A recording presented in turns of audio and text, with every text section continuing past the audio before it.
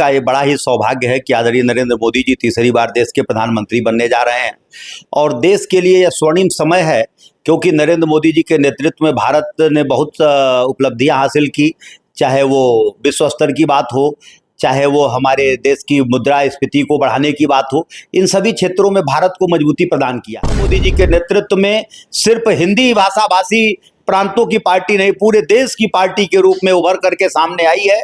ये भारत का एक स्वर्णिम काल होगा जो नरेंद्र मोदी जी तीसरी बार प्रधानमंत्री बने। मैं तो आपसे पहले ही कह दिया कि उनको आरोप लगाने दीजिए, उनके आरोपों में कोई दम नहीं है। यदि आरोप में दम होता उनके तो शायद वो लोग सरकार पहले बनाने की पहल करते, लेकिन उनको जब सब पता है कि उनकी सरकार दूर दूर तक कहीं नहीं बनेगी और नरेंद्र मोदी जी के नेतृत्व में भारत शक्ति। नमस्कार, आप देख रहे हैं 17/24 और मैं हूं शैलेंद्र मणि त्रिपाठी। आज हमारे साथ वरिष्ठ भाजपा नेता श्री नारायण कौशिक जी हैं। आज जहां इनका जन्मदिन है, वहीं प्रधानमंत्री नरेंद्र मोदी देश की तीसरी बार शपथ लेने जा रहे हैं। तो आइए इनसे बातचीत करते हैं कि प्रधानमंत्री नरेंद्र मोदी जी तीसरी बार देश की शपथ लेने जा रहे हैं, तो इस बार उनका कार्यकाल कैसा होगा। देखिए, देश का ये बड़ा ही सौभाग्य है कि आदरणीय नरेंद्र मोदी जी तीसरी बार देश के प्रधानमंत्री बनने जा रहे हैं और देश के लिए यह स्वर्णिम समय है, क्योंकि नरेंद्र मोदी जी के नेतृत्व में भारत ने बहुत उपलब्धियां हासिल की। चाहे वो विश्व स्तर की बात हो, चाहे वो हमारे देश की मुद्रास्फीति को बढ़ाने की बात हो, इन सभी क्षेत्रों में भारत को मजबूती प्रदान किया है। और आने वाला यह जो कार्यकाल होगा, यह समझ लीजिए कि भारत के लिए जो है स्वर्णिम युग में गिना जाएगा, क्योंकि इस तरीके का जो है नेतृत्व पंडित जवाहरलाल नेहरू के बाद कोई ऐसा व्यक्ति है जो लगातार तीसरी बार देश के प्रधानमंत्री बनने जा रहा है। और नरेंद्र मोदी जी का एक ऐसा करिश्माई नेतृत्व है कि आप सोचिए कि उनके नेतृत्व में जहां दक्षिण में भारत के बारे में, भारतीय जनता पार्टी के बारे में कहीं सोचा नहीं जाता था, आज दक्षिण में सोचिए कि उड़ीसा में भारतीय जनता पार्टी की सरकार बनने जा रही है, आंध्रा में गठबंधन की सरकार बनने जा रही है। आप नॉर्थ ईस्ट में देखिए, अरुणाचल में भारतीय जनता पार्टी की सरकार बन गई पूर्ण बहुमत की। तो उनके करिश्माई नेतृत्व से पूरा देश जो है चौमुखी विकास कर रहा है और भारतीय जनता पार्टी नरेंद्र मोदी जी के नेतृत्व में सिर्फ हिंदी भाषा भाषी प्रांतों की पार्टी नहीं, पूरे देश की पार्टी के रूप में उभर करके सामने आई है। ये भारत का एक स्वर्णिम काल होगा जो नरेंद्र मोदी जी तीसरी बार प्रधानमंत्री बनने जा रहे हैं। गठबंधन से सरकार बनाने जा रहे हैं, तो ये सरकार कितने दिनों तक चलने की उम्मीद है। देखिए, गठबंधन में संदेह माना जाता है। जो गठबंधन जो है वो पोस्ट पोल अलायंस किया जाता है, ये तो प्री पोल अलायंस है, ये तो चुनाव से पूर्व ही गठबंधन। और ये गठबंधन आज का गठबंधन नहीं है, ये बहुत पुराना, हम स्वर्गीय अटल बिहारी वाजपेयी जी के समय से ही जो है वो एनडीए का गठन हुआ था और तब से लगातार इसमें जो दल हैं, अधिकतर दल उसी समय से अटल बिहारी वाजपेयी जी की सरकार में भी रहे। उनकी भी सरकार 6 साल खूब मजबूती से चली और नरेंद्र मोदी जी के साथ भी जो है वो सारे घटक दल दो कार्यकाल जो उनके पूरे उसमें भी उनके साथ थे। इस कार्यकाल में भी वो सारे घटक दल नरेंद्र मोदी जी के साथ है। इसलिए इस तरीके का कोई संदेह नहीं है कि भारतीय जनता पार्टी के सरकार के ऊपर किसी भी प्रकार का संकट हो। नरेंद्र मोदी जी की सरकार जिस तरीके से अपने 2 कार्यकाल में मजबूती से भारत को शक्तिशाली बनाने में निर्णय लेती रही है, उसी तरीके से यह भी सरकार जो है भारत को मजबूत बनाने में और भारत को समृद्धशाली बनाने में वो निर्णय लेती रहेगी। अभी आप देख रहे हैं कि बिहार के मुख्यमंत्री नीतीश कुमार ने बीजेपी एनडीए के सामने 4 अपनी बातें रखी हैं, जिनमें बिहार को विशेष राज्य का दर्जा देना, जातीय आधार पर जनगणना कराना, 2 और बातें थी। तो ऐसे में लगता है कि ये घटक दल कहीं ठीक से काम कर पाएंगे। देखिए, ऐसा कुछ नहीं है, बस ये कहने की बात है। ये तो मनगढ़ंत बातें हैं, कहीं खुल करके प्लेटफार्म पे तो बातें नहीं आई कि नीतीश कुमार ने इस तरीके की कहीं मांग किया हो। और रही बात जहां तक कि विशेष राज्य का दर्जा का, निश्चित तौर से बिहार को विशेष राज्य के दर्जे के रूप में भारतीय जनता पार्टी को एक बार अपनी नजर फेरनी चाहिए, क्योंकि बिहार एक ऐसा जो प्रांत है हमारा देश का कि जो बरसात के समय में कोसी ऐसी नदी का जो है भयावह मार झेलता है और हर बार कोसी द्वारा जो है वहां के लोगों के घरों को उजाड़ा जाता है कोसी नदी के तांडव से, क्योंकि नेपाल से सटा होने के नाते वहां पे काफी नुकसान होता है। इसलिए हर बार उनको नए तरीके से पुनर्वास करना चाहिए। इसलिए सरकार को एक ठोस पहल करके खासतौर से कोसी बेल्ट में जो है एक विशेष व्यवस्था दे करके वहां के लोगों के जीवन स्तर को ऊंचा करने के लिए एक ठोस पहल सरकार को उठानी चाहिए। और निश्चित तौर से इस तरीके के कार्य का स्वागत सबको करना चाहिए। और यदि नीतीश कुमार जी इस तरीके की बात सोच रहे हैं तो समझ लीजिए कि वो एनडीए के मजबूत घटक दल है और नीतीश कुमार जी की जो जमीनी पकड़ है उस पकड़ को कोई नकार नहीं सकता। अभी देखिए विपक्ष कह रहा था कि नीतीश कुमार जी जब भारतीय जनता पार्टी के साथ पुनः आए तो लोग कहे नीतीश कुमार जी खत्म हो जाएंगे। लेकिन आप सोचिए कि नीतीश कुमार जी को जब जब विपक्ष जो है नुकसान पहुंचाने के बारे में सोचता है, तब तब बिहार की जनता उनको मजबूती से उभार करके देश के पटल पर लाती है। तो आज नीतीश कुमार जी ने यदि इस तरीके की बात कहेंगे या न कहें, ऐसी हालांकि कोई शर्त नहीं रखा है उन्होंने, लेकिन उसके बाद भी मैं भी भारतीय जनता पार्टी का मजबूत कार्यकर्ता होने के नाते, क्योंकि बिहार को मैंने नजदीक से देखा है, इसलिए देश की सरकार को बिहार के बारे में निश्चित तौर से कुछ स्पेशल रूप से विचार करना चाहिए। अभी आपने आंध्र प्रदेश की बात कही है, तो आंध्र प्रदेश में नायडू जी ये कह रहे हैं कि मुसलमानों को आरक्षण दिया जाए। देखिए ऐसा अभी उन्होंने कुछ नहीं कहा है, न किसी फोरम पे उनकी कोई बात आई है। लोगों ने उस चीज को कहीं चर्चा में लाया है, कहा जगह आया है।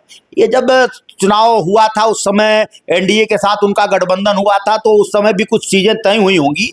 और आने वाले समय में देश की जब सरकार आगे बढ़ती है तो बहुत सारे निर्णय ऐसे होते हैं यदि जिसको देखा जाता है कि यदि प्रांत हित में है, राष्ट्र हित में है, तो सरकारें लेती रही हैं। पूर्व में सारी सरकारें लेती रही हैं।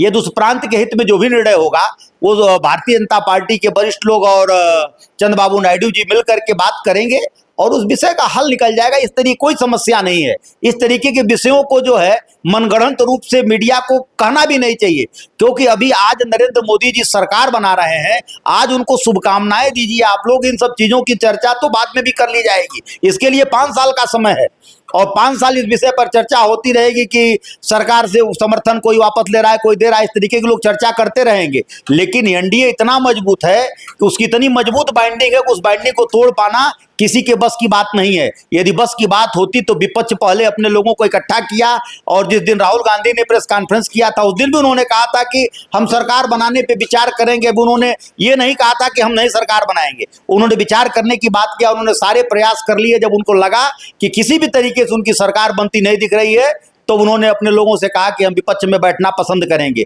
उसका कारण है कि जो 22 लोगों का दल है उसमें सब 22 प्रधानमंत्री हैं।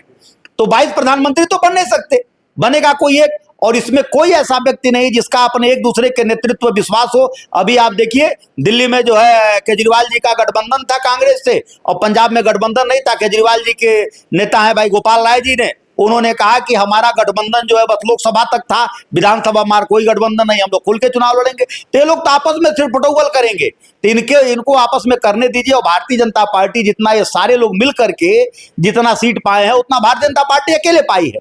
तो इस तरीके का सरकार के ऊपर कोई संकट नहीं रहेगा और सरकार मजबूती से काम करेगी। और एनडीए के जो सारे घटक दल हैं वो सारे घटक दल नरेंद्र मोदी जी को उन्होंने विश्वास दिलाया कि आप जो भी निर्णय लेंगे आपके निर्णय के साथ रहेंगे। तो नरेंद्र मोदी जी जो निर्णय लेंगे उनके निर्णय के साथ सारे लोग हैं। विपक्ष के लोग ये आरोप लगा रहे हैं कि सरकार ज्यादा दिन तक नहीं चलेगी। विपक्ष के लोग, मैं तो आपसे पहले ही कह दिया कि उनको आरोप लगाने दीजिए। उनके आरोपों में कोई दम नहीं है। यदि आरोप में दम होता उनके तो शायद वो लोग सरकार पहले बनाने की पहल करते। लेकिन उनको जब सब पता है कि उनकी सरकार दूर दूर तक कहीं नहीं बनेगी और नरेंद्र मोदी जी के नेतृत्व में भारत शक्तिशाली हो रहा है, तो सारे जो हमारे घटक दल हैं, सारे घटक दल मजबूती के साथ नरेंद्र मोदी जी के साथ खड़े हैं। आपने अभी देखा है एनडीए की बैठक में, चाहे नीतीश कुमार जी हो, चाहे चिराग पासवान जी हो, चाहे आप अनुप्रिया बहन हो, चाहे आप देखिए जयंत चौधरी जी हो, चाहे नीतीश कुमार जी हो, सारे लोगों ने, चंद्रबाबू नायडू हो, सारे लोगों ने मजबूती के साथ नरेंद्र मोदी जी को आश्वासन दिया है कि आप जो भी निर्णय लेंगे आपके निर्णय के पीछे हम सारे लोग खड़े रहेंगे। चर्चाएं ये चल रही कि जिनका बहुत सारे लोगों का नाम लिया है, तो इसमें अनुप्रिया पटेल भी इस बार मंत्री नहीं बनाई जा रही। देखिए ऐसा है, पिछली बार भी वो पहले बार में नहीं बनी थी मंत्री। पिछले बार भी पहली बार में उनको मंत्री नहीं बनाया गया था, लेकिन बाद में उनको मंत्रिमंडल में शामिल किया गया था। मंत्रिमंडल को बनाने का निर्णय जो होता है वो देश के प्रधानमंत्री का होता है। और देश के प्रधानमंत्री जिसको समझेंगे कि जिसकी योग्यता है या जिसकी जरूरत है अभी वर्तमान में योग्य, तो सारे लोग हैं। ऐसा नहीं मैं कह सकता कि कोई अयोग्य, भारतीय जनता पार्टी में या उसके घटक दल जो भी जीत के आए वो सब योग्य लोग हैं। लेकिन जैसी जैसी परिस्थितियां नजर आती है उस परिस्थिति के हिसाब से पार्टी निर्णय लेती है।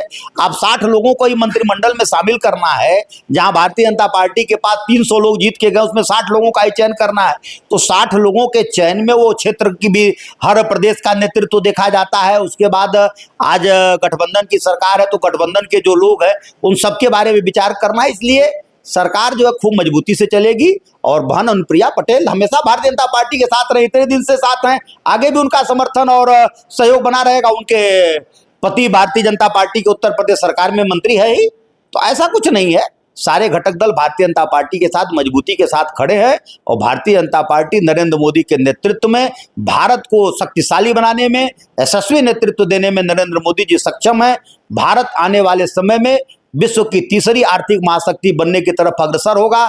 भारत एक सशक्त और मजबूत राष्ट्र बनेगा।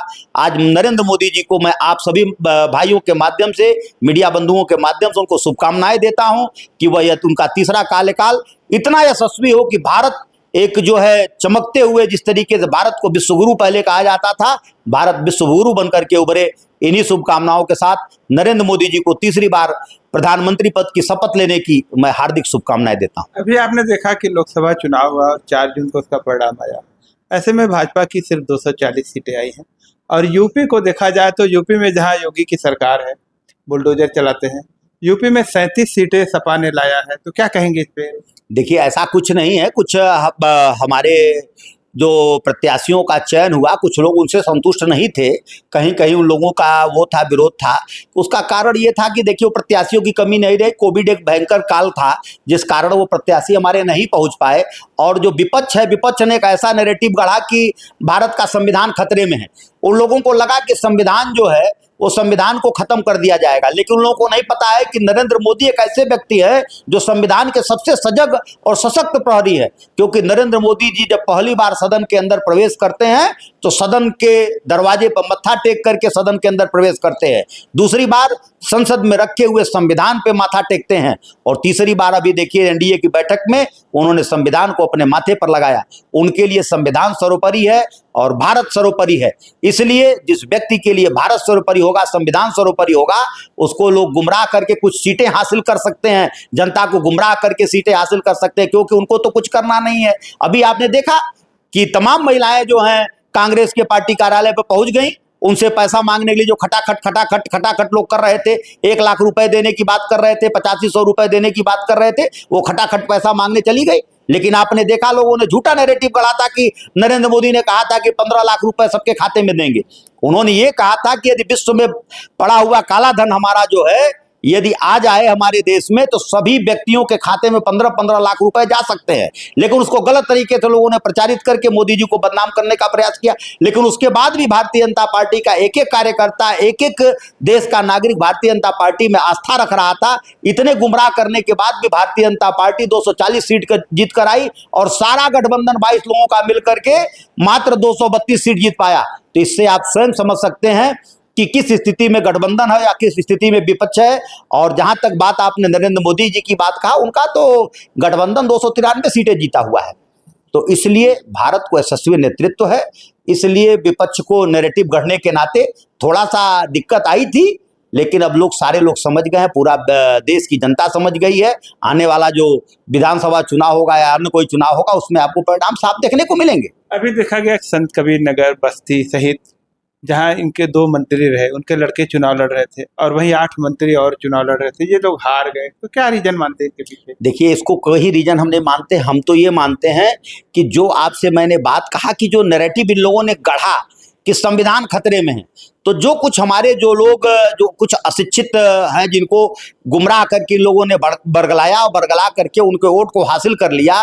लेकिन जैसे ही नरेंद्र मोदी जी की सरकार बनने का निर्णय आया, नरेंद्र मोदी जी ने अपने सारे लोगों को बुला करके 100 दिन का रोड मैप तैयार कर लिया और 100 दिन के अंदर आपको परिणाम देखने को मिलेंगे। जब उन गरीबों के आवास बनने लगेंगे, जब उन गरीबों को मुफ्त में राशन मिलने लगेगा, शौचालय बनने लगेगा, उज्ज्वला गैस मिलने लगेगी, किसान सम्मान निधि मिलने लगेगा, जब उनको सारी सुविधाएं मिलने लगेगी तो उनका पूर्ण विश्वास नरेंद्र मोदी और भारतीय जनता पार्टी पर कायम हो जाएगा।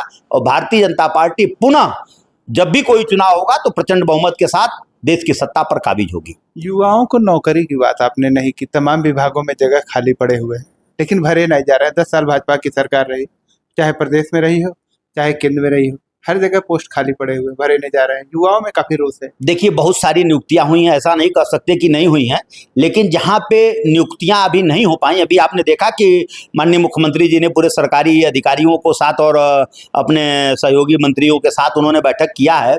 और बैठक के बाद महाराज जी ने एक निर्णय दिया है कि भाई 5 चीज़ों पे उन्होंने कहा है कि मनरेगा मजदूरों को जो है उनकी मजदूरी तत्काल किया जाए। जो गन्ना किसान, जो इस सत्र का जो किसानों ने गन्ना दिया है अपना, उनका तुरंत पेराई सत्र का उनका भुगतान किया जाए, जो भी रिक्त पद बचे हुए हैं पूरे प्रदेश में उसका जो है निकाल करके उसकी व्यवस्था करके उनको नियुक्ति करने का व्यवस्था किया जाए और पारदर्शी तरीके से किया जाए।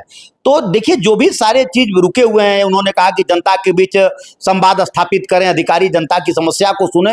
तो ये सारी चीजों पे देखिए सरकार की पहले भी पहल थी और सरकार पहले से भी करना चाहती थी, आज भी सरकार उसी विषय पर अपने कटिबद्ध है और आपको आने वाले समय में इसके अच्छे और बेहतर परिणाम आपको देखने को मिलेंगे। क्योंकि पिछला कार्यकाल उत्तर प्रदेश सरकार का भी कोविड से गिरा रहा, यह सरकार इस बार अवसर मिला है काम करने के लिए। शुरुआत में ही तमाम विश्वविद्यालयों में, तमाम आप देखिए संस्थाओं में तमाम नौकरियां नौजवानों को दी गई। जो और पद खाली हैं उनका नए तरीके से सृजन करके सभी नौजवानों को नौकरी का अवसर मिलेगा जो उस योग्यता को धारण करेंगे। चलिए धन्यवाद। तो भी आपने देखा कि हमारे साथ भाजपा नेता रहे श्री नारायण कौशिक जी ने प्रधानमंत्री नरेंद्र मोदी को तीसरी बार शपथ ग्रहण लेने की बधाई दी है और इन्होंने देश के लोगों से अपील भी किया है कि सभी लोग प्रधानमंत्री नरेंद्र मोदी को बधाई दें और ये सरकार जो बनेगी ये देश में काम करेगी और जो चीज़ बाकी रह गया हो उसको भी पूरा करने का काम करेगी। बहरहाल सरकार को इन्होंने बताया कि ये विश्व में एक पटल स्थापित करेगी। तो निश्चित ही आगे देखने वाली बात होगी कि सरकार किस कायदे पर काम करती है। बहरहाल इन्होंने जो बात कही है उस पर आप लोग कमेंट करके अपनी राय जरूर दें। मिलते हैं नई खबर के साथ नई वीडियो में, तब तक के लिए नमस्कार।